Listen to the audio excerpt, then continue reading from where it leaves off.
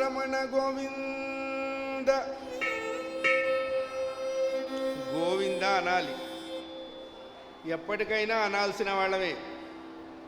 ఇక్కడేం ఉండం. ఇక్కడ ఉండమని తెలిసి మరి అనడం ఎందుకు అంటే అక్కడ ఉండాలిగా, అందుకని అనాలి. సేవింగ్స్లో డబ్బంటూ ఉంటే విత్డ్రాయల్ మీద సంతకం పెడితే ఎవరైనా వెళ్ళినా ఇస్తారు. సేవింగ్స్లో డబ్బే లేకపోతే మనం వెళ్ళినా బ్యాంకు వాళ్ళు ఎవరినైనా వెళ్ళినా అంటారు. మనుష్యులు వెళ్ళిపోవచ్చు, మనుష్యులు ఎవ్వరూ పర్మనెంట్గా ఉండం.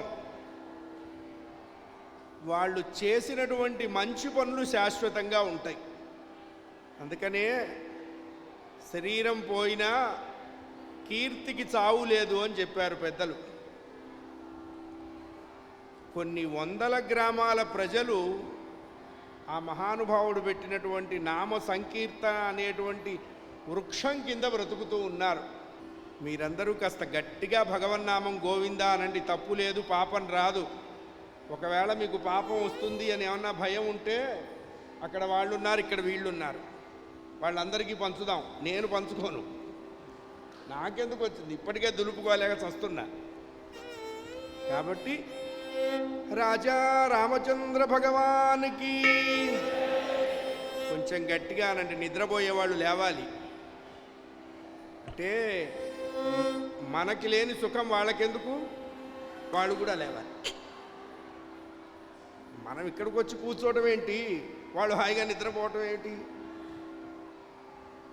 సీతామహాదేవికి, లక్ష్మణస్వామికి, పవనసుత హనుమానుకి, శంకర భగవత్పూజ్యపాదులకు, భావానంద యతివర స్వామికి, పాండురంగ విఠల్ మహాప్రభునకు, ఏడుకొండలవాడ వెంకటరమణ గోవింద.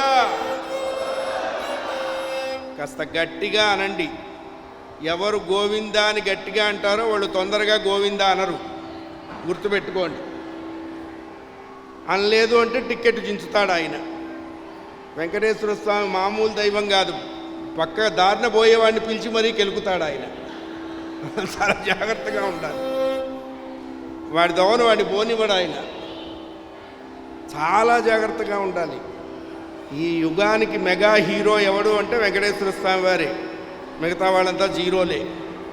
వీడు తగ్గేదేలే అన్నా ఆయన తగ్గించి చూపిస్తాడు.